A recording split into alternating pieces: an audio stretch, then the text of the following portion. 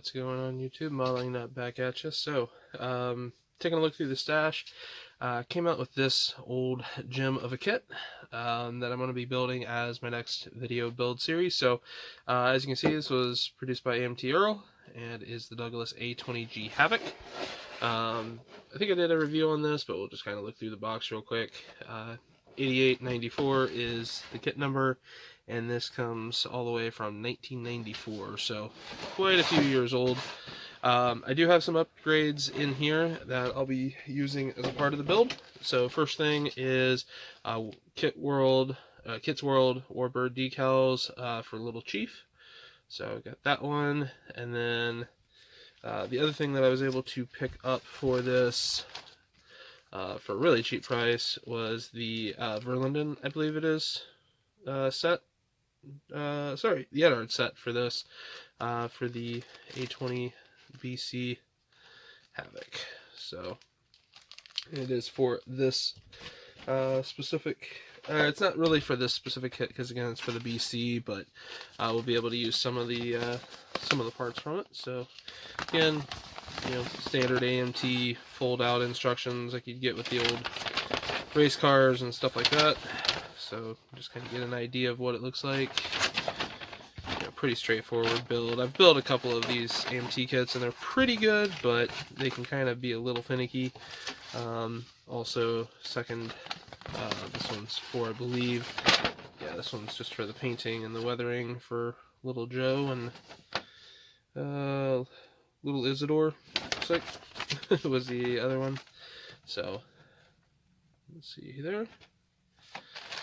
And the kit itself does have some race up panel lines, but pretty much no rivet detail at all, anything like that. So, not sure if I'll go back and try to re-rivet it or what I'll go through and do, but obviously as the build progresses you'll be able to see exactly what's all in store. Pretty much everything is I believe either open bagged like this one here, or something to that effect, when I just looked through it in the past, just to kind of get an idea of what the kit will be like to do the build. So yeah, kind of looking forward to this one. It's been one that's kind of been catching my eye for a little while. Like I said, we'll go through and sort out the instructions here, get started, and I will catch you back here in a couple of moments with the part one, since this was a pretty quick, just little review of what this project will hold. So, see you in just a few minutes. Alright, so build part one, could be including here, is going to be basically what I got done on the first night, which was actually quite a bit. This kit, I'll be honest, even though it's a little bit fiddly, you got to take your time, really look at each part, where things are going. These actually fit together. Like, this kit actually fits together better than a couple of, you know, modern released kits that I've gotten a hold of. So definitely, if you get the chance to pick up these, they're extremely cheap most of the time, and they can actually be just a treat to work on. So as you can see, got the wings on. I went ahead and the center spar, which should basically just run straight across it, I went ahead and just cut it and just put it into each wing. This is a separate piece that fits onto the top. You can see pretty much you know, no real, doesn't look like it's going to need much in the way of filler, maybe just a tiny little speck back here.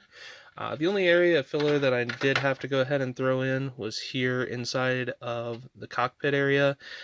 Just looking at how the front tub will fit in, which will basically be like this. That would be seen through the greenhouse very easily, so wanted to go ahead and fill those on both sides. But outside of that, like, the kit itself actually goes together really nicely. Like, even just doing a bunch of dry fits, which is something I would recommend obviously with these old kits. Just kind of look at where you're gonna get misaligned seams and stuff like that in advance and try to correct it as you go. But just doing that little bit of work will get you, you know, what is really squared wings that have pretty much perfect seam top and bottom on both sides. So I'm not even going to worry about trying to fill that, because again, there would have been, you know, a mild seam there anyways. And then even here on the back, like once you get this in, a little bit of glue, that should fill in extremely nicely all the way to the end of the tail here. So it'll take obviously just a little bit of work, kind of lightly meandering it back and forth, just making sure you get it all lined up. But like, again, that tail went on absolutely beautifully. The one thing I love about this one is with the A20, it had a really, you know, upswept rear wing, or rear stabilizers, and so yeah, it's really nice the fact that they went ahead and put that angle in for you. So got the engine nacelles together. I've not done any cleanup here. Obviously I'll have to sand this one down. The other one I do. Let me see if I can find it. There it is. This one I have pretty much most of the way polished up. I still got a little bit here at the front to polish up, but looks pretty good. And also the fitment. Make sure I got the right side. Oh, wrong side. The fitment up underneath here is also a really nice tight fit. A little bit of a gap, but again, you get in from the inside here, lightly push out as you're gluing on one side, get that rock solid, then come in on the opposite side. You pretty much get zero seam fit on the nacelles, and also on make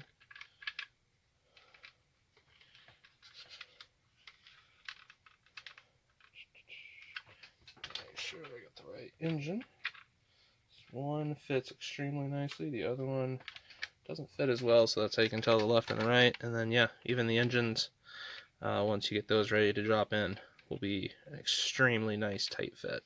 So the engine pots themselves, extremely plain. This is one area that, looking at the Eduard kit, doesn't really have much in the way of detail there either. Also, definitely follow the instructions on alignment, as there is no locating tabs for these. The one thing I am going to do though is I'm going to definitely spruce this up with just a little bit of scratch made wiring, stuff like that, just to make them look a little bit nicer, a little bit more accurate and correct. But that'll be coming down the pike. So again, on to the interior. Went ahead and basically what I'm going to do with this, I'm not 100% sure, like with the instrument panel, which one I'm going to go with, because the kit one, I know on the side panels, I'm basically going to be using the kit part over the PE parts for these side panels, as if I can get that to lock in. They're extremely nicely detailed. Especially this one here, which had you removing a lot of that detail to replace with what is pretty much just flat photo etch. And while, you know, might be a little bit easier if it was color photo etch, I think just painting that up for these two sides is going to be the better bet.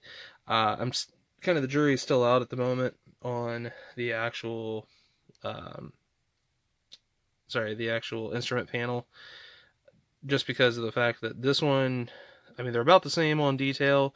This one maybe has just a little bit nicer detail on the PE one, but also the fact that you get the gauge clear part that goes behind it. I'll probably be going with that, but then, like I said, just sticking with those. So again, even if you do pick up the Eduard sets and stuff like that, don't feel like you have to use every part. If there's something within the kit that you feel is adequate, definitely feel free to use that. So got a lot done here on kind of part one. Also, just to note, I know I was kind of questioning about the model variant. Doing a little bit of digging, it looks like pretty much the G model was just a modified BC model with just the gun nose, or the guns into the nose. So because of that, again, all of the interior parts to this Eduard set will work in that. So also another thing, definitely whenever you hit up hobby shops and stuff like that, check out the bargain bins, because I actually picked these up at a local hobby shop. I think I paid either either 2 or 3, maybe $5 at most for this set, which would have been easily a $10-15 set. But also got the front seat. Oh, there we go. Got the front seat, or the pilot seat, all built up. So yeah, got a lot done in the first night. This kit, like I said, even given its age, and again, ATM or AMT Earl, they're not always the most well known for accuracy and fitments and stuff like that. But so far, this thing has gone together like a dream, and no real problems that I can point out at this time. Like, again, just take your time. Um, you know, fitting the parts, especially on the wing roots, and you can get a really nice finish that won't require much, if any, filler at all to really get a great effect at the end. So, yep.